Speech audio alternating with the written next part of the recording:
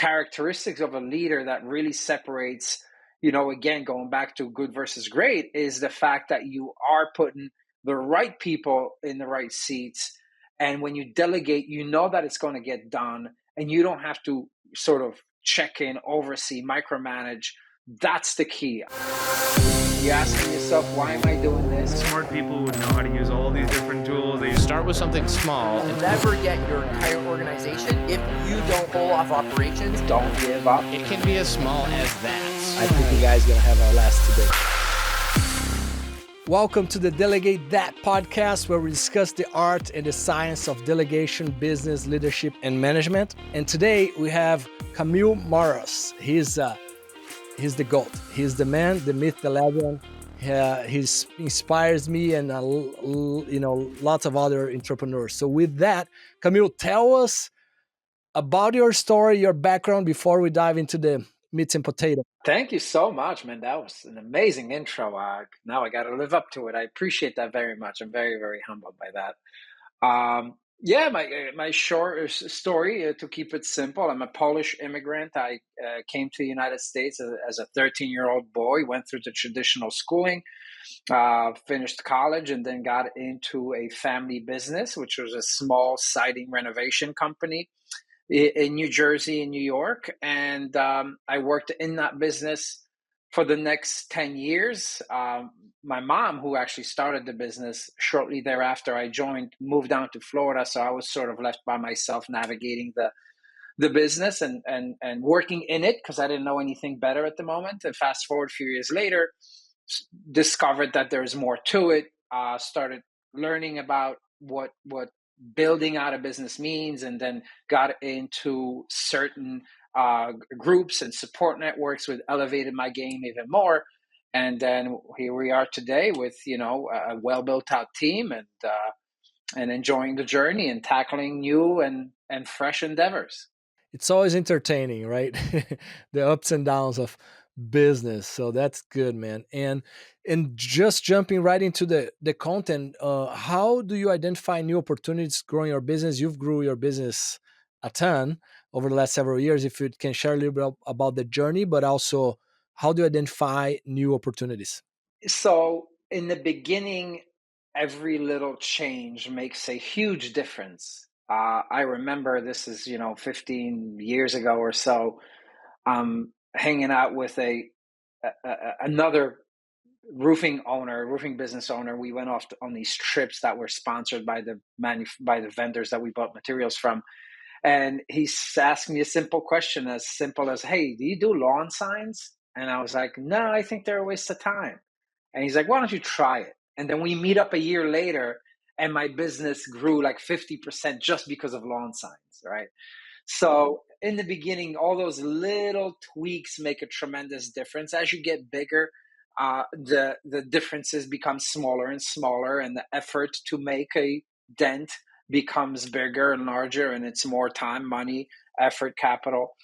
So today, how I approach growth is we do a market analysis, right? We know we're saturating certain sectors of our market in our region, and then we look at where to expand into what markets. So we have identified our ideal customer, and then we talk about, is our ideal customer in that market? If not, where is he? And what's the strategy on how to approach it? And unfortunately, right, the organic growth into other geographical areas is very monotonous, slow, and expensive. So it shouldn't be your one and only way to grow, but that's how it's basically done. And as we identify corresponding adjacent markets, we always want to elevate our game. And we always want to ask ourselves, hey, going into this market, what can we do differently? Can we maybe increase the value of our ideal customer? Should we be going after higher dollar products? So we always tweak, we always test, and we always elevate. We don't want to stay consistent and just keep repeating the same thing over and over again. Is there any specific strategy that you do to keep the team motivated to to take the business to the next level? I don't know if you can touch on like you don't have to get into the details, but like some of the compensation plans for the different levels, etc.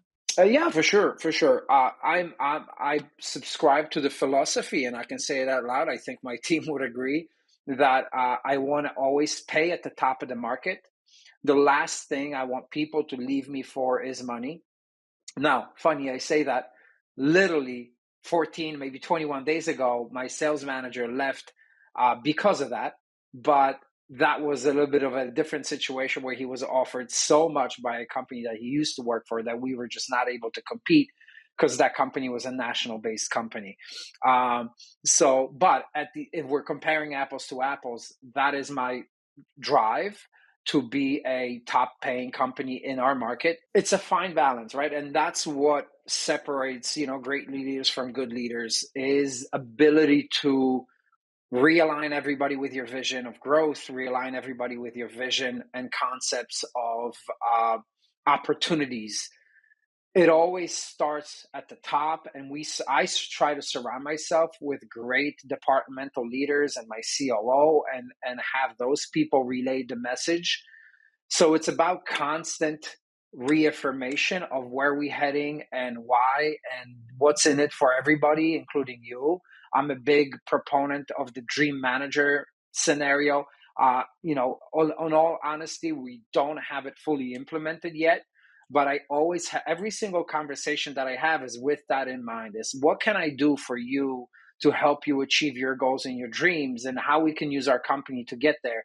So even if we're talking about completely something else, that's always in my mind, and I always ask questions with that as a baseline. So I think that's the biggest piece of that motivation factor and that alignment factor. And again, going back to comps, you want to make sure that you're always at the top of the game. I don't prescribe to the fact that you're trying to save money. It's always better to hire one person and pay him a lot of money to do work of two people and pay him minimal amounts of comp. I might be wrong, but that's just how I approach business. And other than that, in terms of like levels of comp, I'm in the New Jersey, New York market, so I pretty much safely assumed I'm probably paying top dollar in the country for talent. Without getting into numbers, you got levels, you got your under 100,000 for sort of support roles, and anything above that is people with actionable roles and result driven roles. And one thing that I also touch on and finish up is I'm a strong believer of leading through context and not direction. And what that means is we're setting a goal. We're going to outline what it takes to be successful, but then you're off and running. I don't want to micromanage you. So that translates to the fact that I am not here to motivate you. If I need to motivate you, you're the wrong person for our team. So there's a lot of that too. I love that. Wow. In the end that you said here, the motivation part. It's funny, right? Because at least my experience, there's some types of leaders that are what I call the cheerleader. They are very extrovert and they do motivate people. Great. I don't know your profile specifically. I'll tell you about mine. I'm more introverted guy, more reserved. So I'm not the cheerleader type. And I inspire, motivate through other ways of like, let's get this result together, but not, I don't know, not the cheerleader type. But anyways, I really resonated what you said there. Really people that have this intrinsic motivator there. For sure. And then how do you balance like long-term business vision with daily operations in a sense that, of course, you're always looking 6 months, 12 months, 2, 3, 4 years plus ahead. But sure, are you doing that 40 hours a week or are you doing that 10 hours a week plus what's happening on the other 20 or 30? So that's open the kimono a little bit for us. Sure. That, I think the answer to that particular question depends on the season you are in your business. We read in books, an exceptional book that I've read was Hard Things About Hard Things, where it talks about a peacetime CEO and a wartime CEO. So the answer to your question is completely different if you're in peacetime, and it's completely different when you're in wartime. I consider myself right now hopefully at the tail end of my war. Few more battles left, and I think we'll be good. We'll have the victory. Actually, I know we'll have the victory. So with that said, I'm not looking too far out. My bandwidth is focused on the next 90 days. What do we need to do to pivot? What do we need to do to recover some revenue loss or whatever other things we're tackling? So it's very compartmentalized in small chunks, and we celebrate even the smallest wins. So my main focus right now is that I would say I spent 30, 40 hours a week focused on checks and balances of what the team is attacking at the moment. I try not to get into the weeds too much. My strength is a little bit maybe of a financial oversight, although I love to trust my team with a lot of the metrics and a lot of the dashboards. But I do spend a lot of time there monitoring those things. And for us at the moment, the big focus is sales and marketing and financial sort of oversight. Operationally, we're running very well. And remember, I'm daily overseeing 2 separate businesses, so it's a bit of a handful. But at the moment, to answer your question, it's short bursts of attention, focus related kind of attacks and missions. How do you handle difficult decisions as a leader, and what's that process to make those difficult decisions? Yeah, man. So that's unfortunately one thing I don't enjoy. That's probably the thing I enjoy the least. I know there's probably most people would share my thoughts about that, but I know there's people who thrive in that environment. I thrive at taking risks. I actually gravitate towards very, very challenging situations from the risk perspective. But when it comes to navigating situations where it's basically challenging and fierce conversations need to be had, and unfortunately my personality doesn't align. I'm the type of person, I like everybody to like me, which I'm working on very hard of not to have those type of expectations, and I'm getting better at being assertive and all that. But to answer your questions, it's the conversations that need to happen, and I do not enjoy them. I need to plan for them. I need to be in the right mindset. I need to be very conscious that I'm not overselling the conversation or putting around too much fluff around it, and staying on point, assertive and real and true. So there's tactics that I've worked with my communication coach around that. Shout out to Liz Coleman. But it's something I always work on, and it's definitely the least enjoyable part of my job. Super helpful there. Now, talking a little bit more on the delegation side, as you grew in your journey there, as the business was growing, can you share an example of a successful delegation that freed up your time for higher level strategic type of work? I think the right answer for this is about identifying the who's in your business, or those that you need to hire because you don't have those positions filled. I think that's the obvious answer, but I'm not going to reinvent the wheel. That is the meat of this subject, and it only doesn't come down to just handing things off to whoever's in the room. The characteristics of a leader that really separates, again, going back to good versus great, is the fact that you are putting the right people in the right seats. And when you delegate, that it's going to get done, and you don't have to sort of check in, oversee, micromanage. That's the key. I've went in my journey through a time period that was, my longest time period is where I was building my company, where we had a small team and we were figuring things out. So this is not a knock on that team at that time of mine, because I was in the same position as them. I didn't know half the stuff that I was attempting to do. I was learning on the fly, and so were there. But what that means is, when I delegated, people took on the responsibility and tried to solve it, a lot of times they ran into a roadblock, didn't want to come back and tell me, to still try to figure it out. It just took longer. Sometimes it never got done. Sometimes it got derailed. And it's not because they were bad people. They were just in that journey. They weren't ready for that level of responsibility, because I was responsible about elevating them, teaching them. And I was busy working in the business, so I couldn't do it. So it stops with me. But fast forward to today, I make sure that I surround myself, every new hire, that is very, very particularly handpicked for that particular role. And I know what tasks I can delegate that are going to get done. The needle's going to get moved. I don't have to check in. When we're reviewing our rocks at the weekly meeting, it's on track, not an issue, and eventually complete. And that's the secret sauce. It's about having the proper team, not just any team. It's got to be hand-selected team. I love it. Which positions are reporting to you today? Again, similar to the wartime versus peacetime concepts. Currently, I maybe have my hand in too many things, but right now it's my COO, obviously. I also have my controller reporting to me, and so that's for one business, the residential company.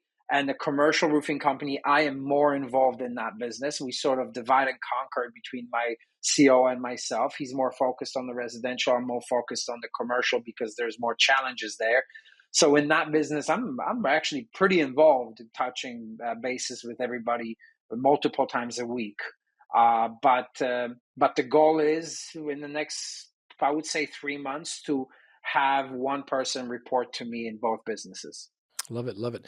And now on that note, sometimes we hear a lot about, I just need this guy, this general manager, and this integrator, CO, whatever you want to call, and guy or girl, whatever, right? And so, they're gonna solve all my problems. I don't need to get into the details. What's your gut reaction to that? I still want to be a believer of that. I still haven't given up on that concept. I'm guessing my question is from the angle of it's probably phases. It's not something that's always the case, right? From what I'm hearing from you. Yeah, 100%. It's a very interesting question, because I'm in the middle of a certain dynamic where we've with my CNO and I, we've partnered up about 2 years ago, and there's a lot of things that we had to learn together about the businesses. He came from a completely different industry. So it certainly wasn't like, hey, let's hand it off to him and forget about it. No, there was a lot of a loop, a communication loop that had to exist for everything to go smoothly, so he could learn the business as he was leading it and managing it. So that's certainly a very, very, I think that's what needs to be in the beginning with whoever you bring into that position, because during the interview, they're going to sell themselves. And even if you know them, and even if they're proven, every business is different. So if they're sitting in the leadership role in your particular business, you need to have that loop for at least a couple of months to make sure everything's dialed in before you can let go of the reins. Now, on the other hand, in my commercial business, I'm thinking about bringing in a person that has a lot more experience in commercial roofing than I'll ever have. Right? I'll never even, he forgot more things that I'll ever learn. So there is that certain level of, hey, I hired you for a reason. I'm paying you enormous top dollar for a reason.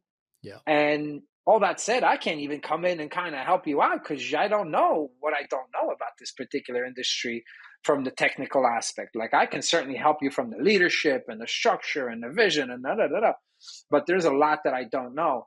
So it goes both ways, but I am still a true believer, and I'm getting challenged on this daily, that there are right people for the right seat with right incentives that you could almost classify them as partners, right? When you partner with somebody on a business, it's not like you're going to oversee your partner and kind of and handhold them. You are partners for a reason. You both have separate value adds to the endeavor. And that's what I think about this potential leader COO, CEO of companies, even my current COO, he stepped in, and shortly after a while, he was killing it on many different levels. So it didn't take him long. So yeah, yeah, the reality is different. The reality is not rainbow and roses, and you just hand it off and you go off in the sunset for sure. That's not a thing. Yeah, and that really ties into the peacetime and the wartime as well, right? Peacetime is so Yeah, much easier to let the GM do the thing, but wartime you really need to get your hands dirty to help out. It sounds like. 100%. So you said on track, off track. Sounds like you're running on EOS, right? How is that being? When did you start? What are the biggest takeaways from that? Yeah, I started about, I would say, 4 or 5 years ago. We used, first I tried to self-implement. That did not work. So I brought in an implementer. Took us another year and a half to really get in a good groove. The L10 meetings are something that you cannot really get into a good groove for a long, long time. Then we obviously were able to manage the whole concept ourselves. And as we grew, we recognized a particular occurrence here. And I don't mean to talk bad about EOS. There is a different vision for companies with different level of talent, different level of people who are executing on rocks. And what we've come to find out for us is that it is more beneficial to have the rocks continue through the quarter. And I'm basically talking about the platform 90.io that EOS uses. It's just not conducive for us in terms of rocks. So we took the rocks outside of that platform. We still use the entire concept as it's intended with our sharing the good news and scorecard and headlines, IDS, all that good stuff. The rocks we've morphed a little bit differently, and also I would say in the IDS, for the longest, we used to bring every single issue to the table. And we figured out, hey, we're trying to figure out, is it a process situation? Is it a person? This and that. Since then, for probably about a year now, year and a half, we've created a discipline where if an issue can be solved in the department, then it doesn't need to come to the IDS. So now we're elevating the issue solving track a little bit better. And now we're talking about bigger stuff that really changed the business or moved the business before we actually brought everything up, which was inefficient. Now, just curious, you mentioned about the rocks. Can you expand a little bit more? What is not working? Because we are using 90 as well, and maybe we haven't encountered that issue yet. As we grow, we might. So if you can share a little bit about that. Yeah. So for example, if we're thinking about eventually implementing an ERP system, right? So we have our production software, we have our HubSpot for our sales and marketing software, but eventually we're going to try to do an ERP system. So as a whole implementation, that's probably a year, maybe even more of a journey. Of course, you can break it up into quarterly rocks and track the milestones. But for us, it's just how we operate with my COO together. It's just easier to see the entire endeavor as one linear timeline and track it that way instead of chunk it into rocks. So I guess what I'm saying is, for us, the things we're trying to tackle don't fit in the time parameter of your standard quarterly rocks, and also involved bigger teams to accomplish the task. So we're tracking different players in that particular execution, if they're on track or off track within the larger rock. So it's just, I guess that's how we kind of morphed into it. Makes sense. As we get closer to the end, would there be, if you're talking with an entrepreneur that is, maybe they broke their first million, the second million revenue dollar per year, what would you tell them? Hey, to go from 1 to 10 million revenue per year, dollars in revenue per year, what is that 1, 2, 3 things that you need to be thinking about? Yeah, 100%. So in my mind and in my industry, I think about these, I call them breakpoints. So for us, it's a 1 to 3 million is breakpoint number one, 3 to 5, 5 to 7, 7 to 10, 10 to 15, 15 plus. And I actually just went through this, so it's very fresh on my mind. The first distinction that I'm going to make is the team itself. To get through the first two breakpoints, to get through the 3 million, up to the 5, even up to the 7, you could do it with that one team. Because in the beginning, it's just you. Then it's you and your assistants. Then it's you and your helper. Then it's you, assistant, helping, and maybe a sales guy. And when you're between 5 and 7, now you have maybe a project manager. And again, I'm talking about roofing. You have maybe a team of 4 to 6 people-ish. And all of you, like I mentioned earlier, are bootstrapping. You're all researching, Googling how to do this, how to do that, and you're patting each other on the back, and it's one big happy family. You go out to dinners and you celebrate. And I love it. And I thrived in that environment. And that team is forever with me till the day I die, one way or the other. But to get to 10 million and 15, that's not going to get you there. You're going to stop at 7.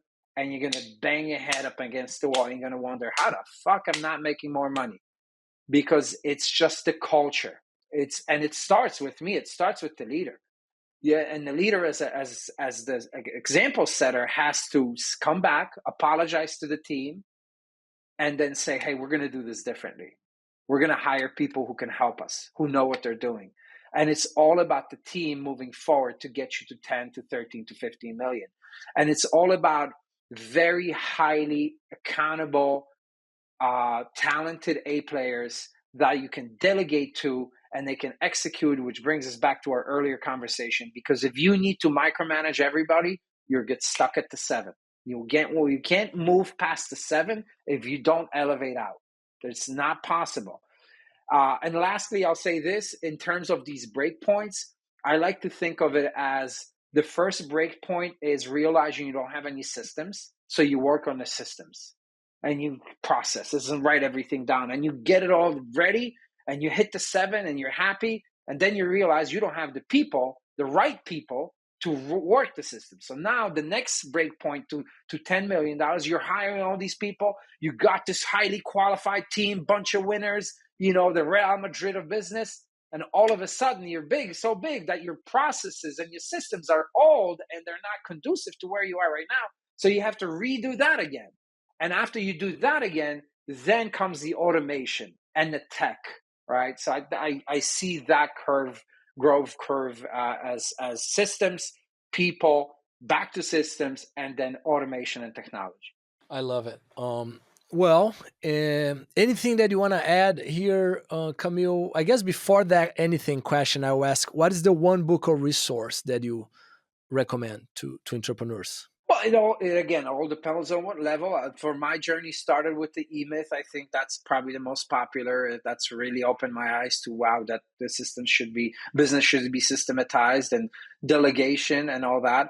And as you move in your journey, it's traction for sure. And as you move further, and you become a CEO, and you have this realization, like, holy shit, I don't know anything about being a CEO. Is there a manual for that, right?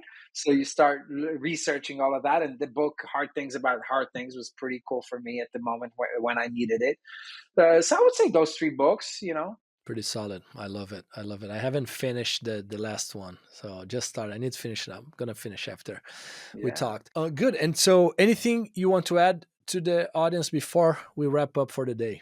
Yes, I mean, I'll say this, and again, because it's so relevant and poignant to where am I in my journey. Business sounds sexy, and it is sexy. Don't get me wrong; it's fun and exciting. It's challenging, but there will be moments, especially in this market cycle, where it's going to get beyond hard, and the anxiety is going to be through the roof. Sleepless nights. You're asking yourself, why am I doing this? And I just want to say, don't give up and keep pushing.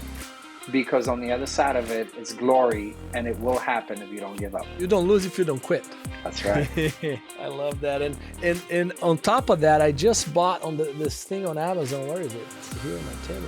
My table has a bunch of stuff. But it's that The Man in the Arena. Oh, Major. yeah. That's solid along the sides of what he said. So cool, man. Well, appreciate you taking the time. Super big fan here, as you know, and keep crushing it, man. Keep crushing it. Thank you so much. Always a pleasure. I enjoy every time we get a chance to get together. And thank you so much for the opportunity.